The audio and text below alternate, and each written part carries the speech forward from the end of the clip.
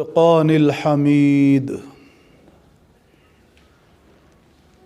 فاعوذ باللہ من الشیطان الرجیم بسم اللہ الرحمن الرحیم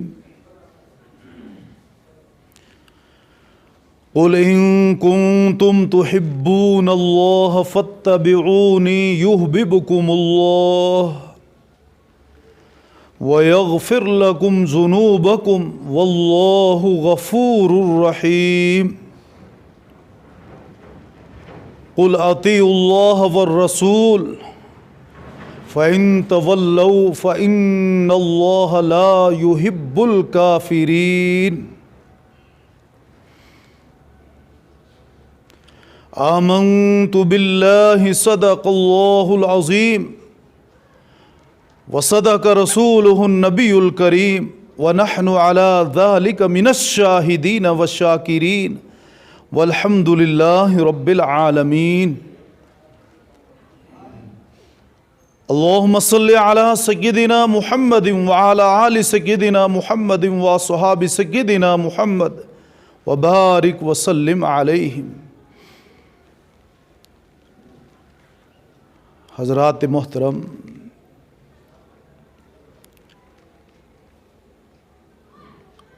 طلباء عظام،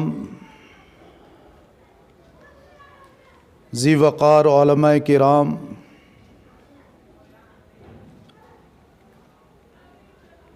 سیرت النبی صلی اللہ تعالی علیہ وسلم کی مناسبت سے اس جامع مسجد شریف میں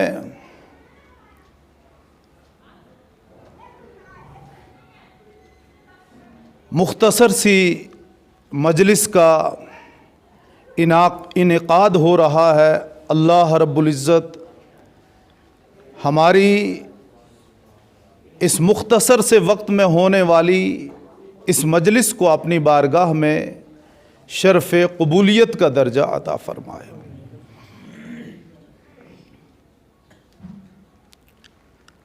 اسی مناسبت سے سورہ آل عمران کی آیت نمبر 31 اور 32 کی آپ حضرات کے سامنے تلاوت کی۔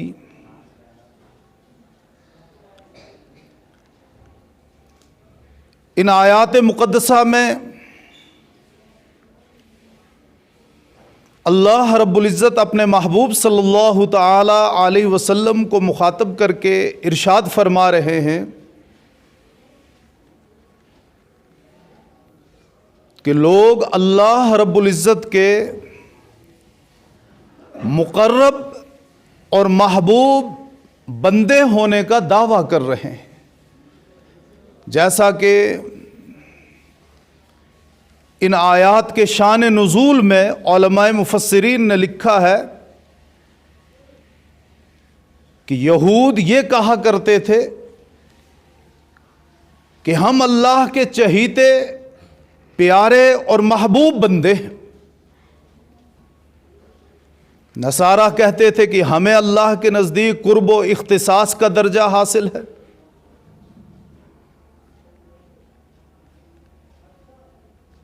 اللہ رب العزت نے یہود و نصارہ کے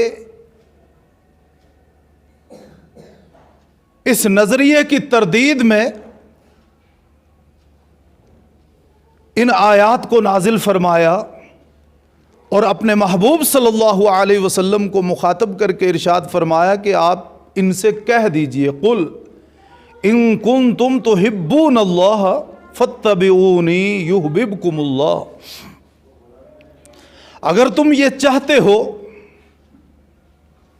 کہ اللہ کے محبوب اور مقرب بندے بن جائیں، قل ان کنتم تحبون اللہ، تو اس کے لیے شرط ہے فاتبعونی، تو میری اتباع کرنی ہوگی، یحببکم اللہ، پھر تم خود بخود اللہ رب العزت کے محبوب بن جاؤ گے۔ لیکن اگر میری اتباع کو اختیار نہیں کرتے تو پھر اللہ کے محبوب بندے نہیں بنتے۔ اور دوسری آیت میں فرمایا اے میرے محبوب صلی اللہ علیہ وسلم آپ کہہ دیجئے قل اطیعوا اللہ والرسول، اللہ کی اطاعت کرو اور اس کے رسول کی اطاعت کرو، فَإِن تَوَلَّوْا، پھر اگر تم نے رو گردانی کی، اعراض کیا اللہ رب العزت اور اس کے رسول صلی اللہ علیہ وسلم کی اطاعت سے منہ پھیر لیا، فَإِنَّ اللَّهَ يُحِبُّ الْكَافِرِينَ، تو اللہ رب العزت ان منکرین کو، جو انکار کرنے والے ہیں، جو اللہ اور اللہ کے رسول کی اطاعت سے اعراض کرنے والے ہیں، وہ اللہ رب العزت کو پسند نہیں ہے۔ فَإِنَّ اللَّهَ لَا يُحِبُّ الْكَافِرِينَ، اللہ منکرین کو، اطاعت سے انکار کرنے والوں کو پسند نہیں کرتا ہے۔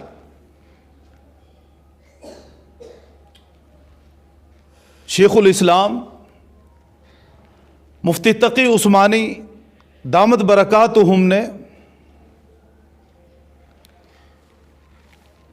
ان آیات کے تحت خلاصے کے طور پر ایک بات لکھی ہے، بس وہی بات آپ حضرات کے گوش گزار کرنی ہے۔ لکھتے ہیں کہ ان آیات مقدسہ سے معلوم ہوا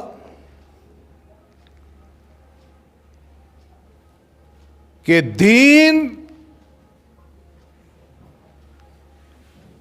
اللہ اور اللہ کے رسول صلی اللہ علیہ وسلم کی اتباع اور اطاعت کا نام ہے۔ اور مفسرین نے لکھا ہے کہ لفظ اتباع ان اعمال کے لیے استعمال ہوتا ہے جن کو نبی علیہ الصلاۃ والسلام نے عملی طور پر کر کے دکھایا، اور لفظ اطاعت ان اعمال کے لیے استعمال ہوتا ہے جن کو آپ صلی اللہ تعالی علیہ وسلم نے فرمایا، یعنی آپ صلی اللہ علیہ وسلم کے افعال کا نام اتباع ہے، اور آپ صلی اللہ علیہ وسلم کے اقوال پر چلنے کا نام اطاعت ہے۔ اور یہی اصل دین ہے۔ لوگ مختلف اعتبار سے دین کی تشریح اور تعبیر کرتے ہیں، لیکن حضرت شیخ الاسلام مفتی تقی عثمانی دامت برکاتہم لکھتے ہیں کہ دین اپنے شوق کو پورا کرنے کا نام نہیں ہے، دین اپنے ذوق کو پورا کرنے کا نام نہیں ہے، دین اپنی خواہشات کی تکمیل کا نام نہیں ہے، دین اپنے چند معمولات کو پورا کر لینے کا نام نہیں ہے، بلکہ دین اتباع کا نام ہے۔ اور جس وقت جو تقاضا ہو اس تقاضے کو بروئے کار لانا، اس تقاضے کے اوپر عمل کرنا، اس تقاضے کے اوپر لبیک کہنا، یہی اصل میں دین ہے۔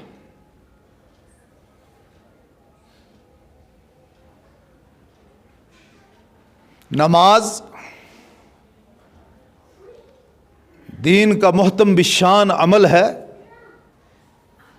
اور ارکان اسلام میں سے ایک اہم ترین رکن ہے، اور ایمان کے بعد سب سے بڑا درجہ نماز کا ہے۔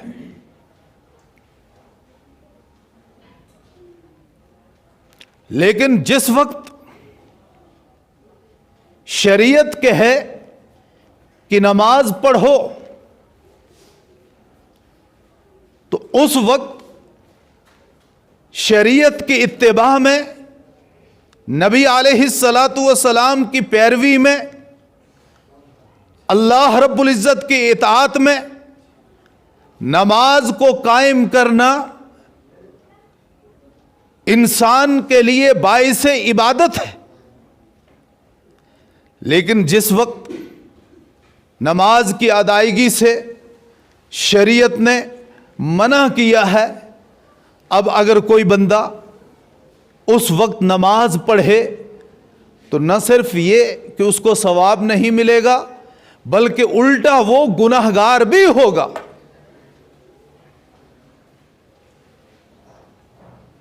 کیونکہ اس نے وقت کے تقاضے کو نہیں سمجھا۔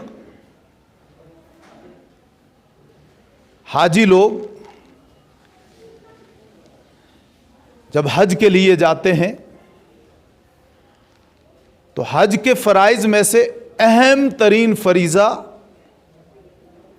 وقوف عرفہ ہے۔ آپ میں سے کوئی حاجی ہے یہاں پہ؟ حاجی صاحب ہے کوئی؟ اچھا، یہ ہمارے بزرگ حاجی صاحب ہیں۔ اللہ تعالی ہر ایک کو فریضہ حج کی توفیق عطا فرمائے، روضہ رسول صلی اللہ علیہ وسلم کا دیدار کرنے کی توفیق عطا فرمائے۔ جسے یہ سعادت ملی ہے یقیناً اس کے لیے بہت بڑی نعمت ہے۔ تو حج کے دوران فرائض حج میں سے اہم ترین عمل وقوف عرفہ ہے۔ وقوف عرفات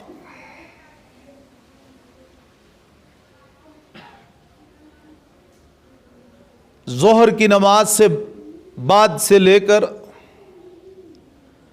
اور غروب آفتاب سے پہلے پہلے تک کیا جاتا ہے، اور چند لمحات کے لیے بھی اگر کوئی وقوف کر لے تو اس کا فریضہ ادا ہو جاتا ہے۔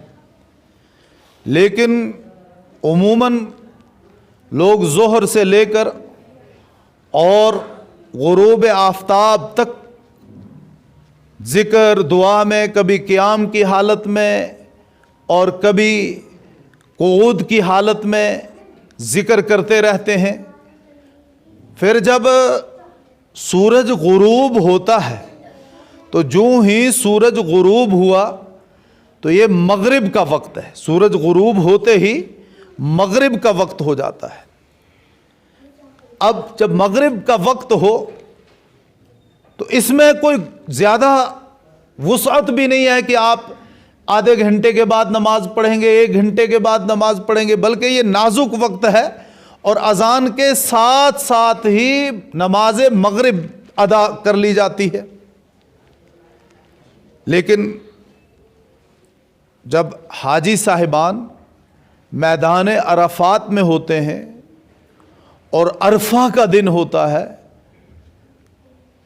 سورج غروب ہو گیا ہے، مغرب کا وقت ہو رہا ہے، اب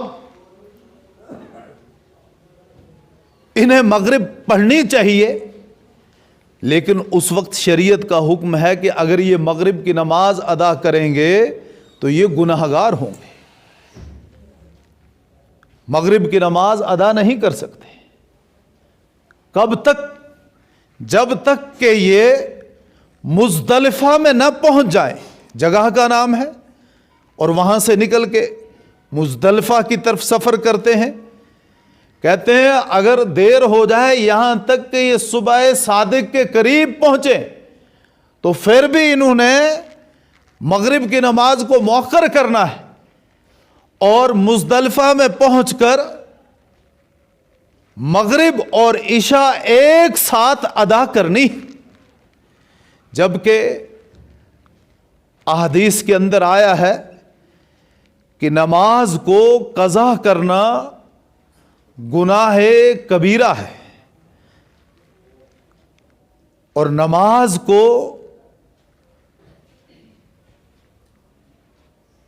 ٹال دینا، وقت کو چھوڑ کر دوسرے وقت میں ادا کرنا، اگرچہ فریضہ تو ادا ہو جائے گا لیکن یہ وقت ٹالنے کی وجہ سے سخت ترین گناہگار ہوگا۔ اور شیخ الحدیث حضرت مولانا محمد زکریا صاحب رحمۃ اللہ علیہ نے فضائل اعمال کے اندر وہ روایت نقل کی ہے۔ اکثر جو فضائل کی کتاب کو پڑھتے ہیں، اس کی تعلیم کرتے ہیں، وہ سنتے ہیں کہ جس نے ایک وقت کی نماز قضا کی اس کو 1,88,00,000 برس جہنم میں جلنا پڑے گا۔ پھر جو بندہ نماز پڑھتا ہی نہیں ہے،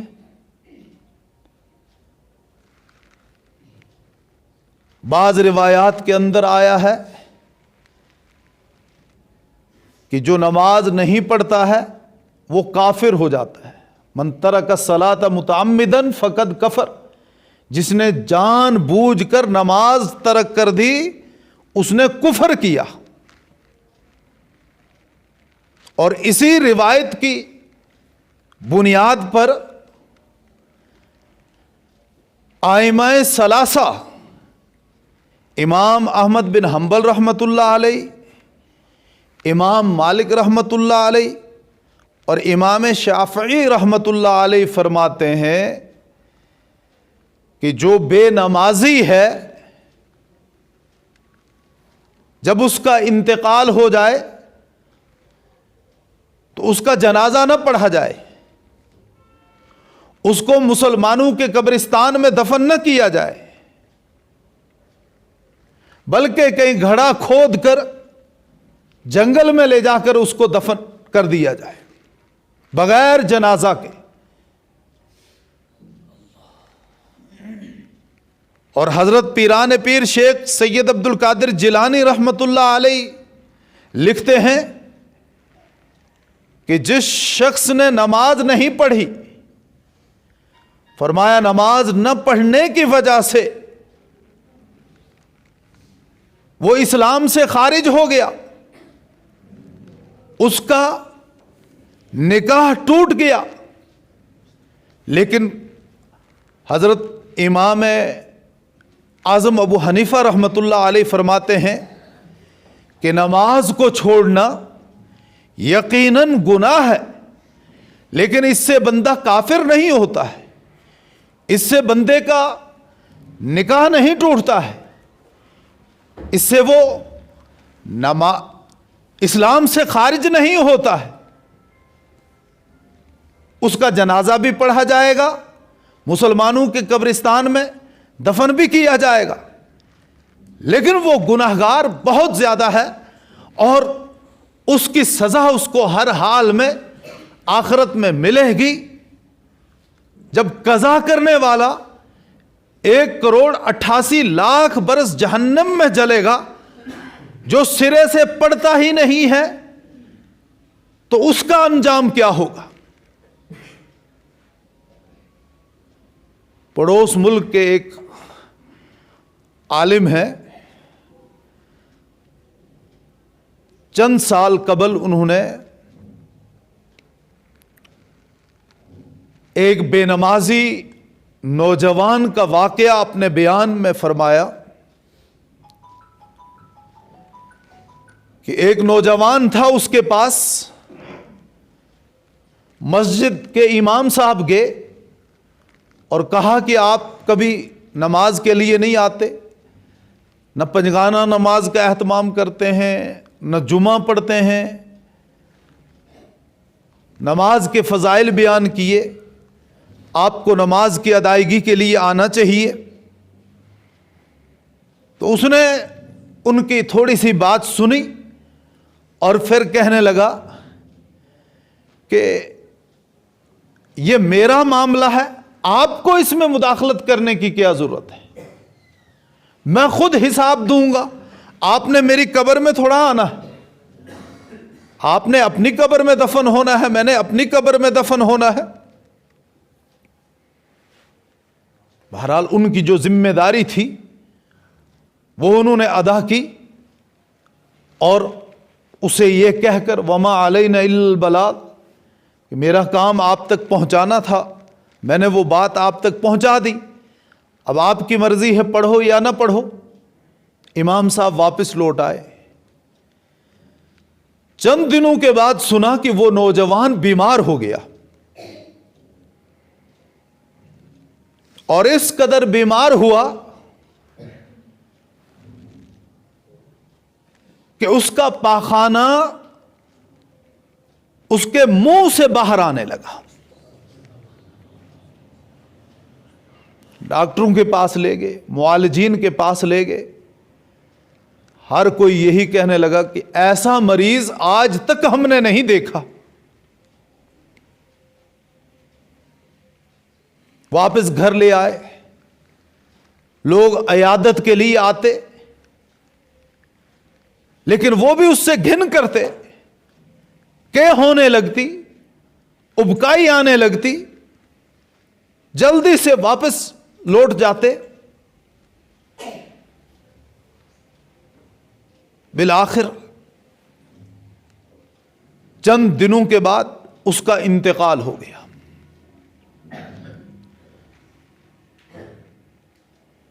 والدین نے بھی سوچا کہ کم از کم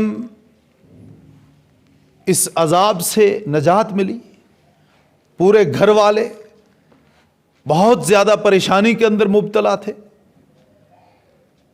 اور اللہ رب العزت اہل دنیا کی عبرت کے لیے، تاکہ وہ نصیحت حاصل کریں، بعض دفعہ دنیا میں اس طرح کے واقعات کو ظاہر فرماتے ہیں۔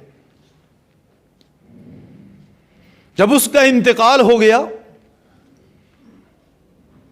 تو کفن دفن کا نظم ہوا، اس سے غسل دیا گیا، کفن پہنایا گیا، اور جب اس کی میت کو لے کر قبرستان کی جانب نکلے تو علاقے کے کتے اکٹھے ہو گئے،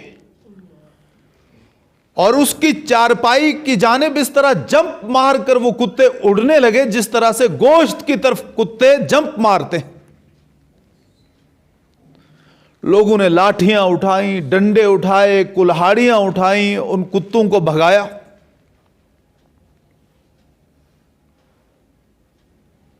یہاں تک کہ قبرستان پہنچے، جنازہ پڑھ کر اس کو دفن کیا۔ دفن کر کے لوگ واپس لوٹے، دیکھتے ہیں کہ وہ کتے پھر اکٹھے ہو کر آ گئے اور اس نوجوان کی قبر کو کھودنے لگے۔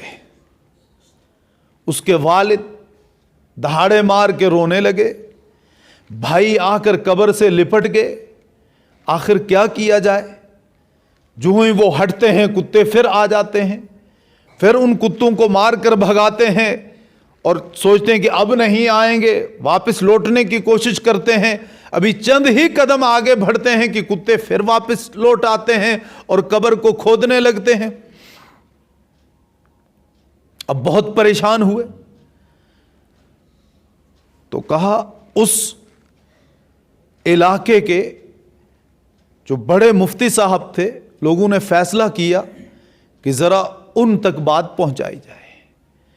چند لوگ گئے اور مفتی صاحب سے پورا واقعہ بیان کیا، تو مفتی صاحب نے کہا کہ اللہ رب العزت اس میں کچھ نہ کچھ تمہیں دکھانا چاہتے ہیں، لہذا اس کی قبر کو کھودا جائے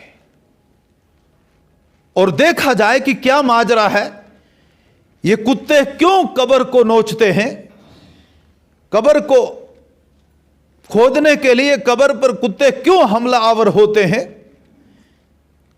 اس کی وجہ تمہیں معلوم ہو جائے گی۔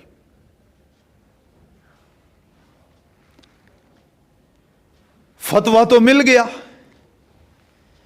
لیکن قبر کو کھودنے کے لیے انتظامیہ سے اجازت لینا لازمی ہے، اس لیے وہ تھانے میں پہنچے، تھانے دار سے ایس ایچ او سے پورا ماجرا بیان کیا اور ان سے کہا کہ آپ ہمیں قبر کے کھودنے کی پرمیشن دیجئے، ہم وہ اجازت لینے کے لیے آئے ہیں۔ تو تھانے دار کی جانب سے کہا گیا ٹھہرو، میں بھی آپ لوگوں کے ساتھ چلتا ہوں۔ اس نے چند صحافی بلا لیے، میڈیا والوں کو بلا لیا، وہ اپنے کیمرے لیے ہوئے قبرستان کے اندر پہنچے، ایس ایچ او بھی پہنچا، ان لوگوں کو جو گئے تھے ان کو بھی ساتھ میں لائے گاڑی میں بٹھا کے۔ اب کہا کہ کھودو قبر۔ جب قبر کھودی گئی تو دیکھا کہ وہاں پر وہ نوجوان نہیں ہے بلکہ ایک خنزیر موجود ہے، اور جس کے گلے کے اندر زنجیر پڑی ہوئی ہے، سنگل پڑی ہوئی ہے۔ اب یہ بہت پریشان ہوئے۔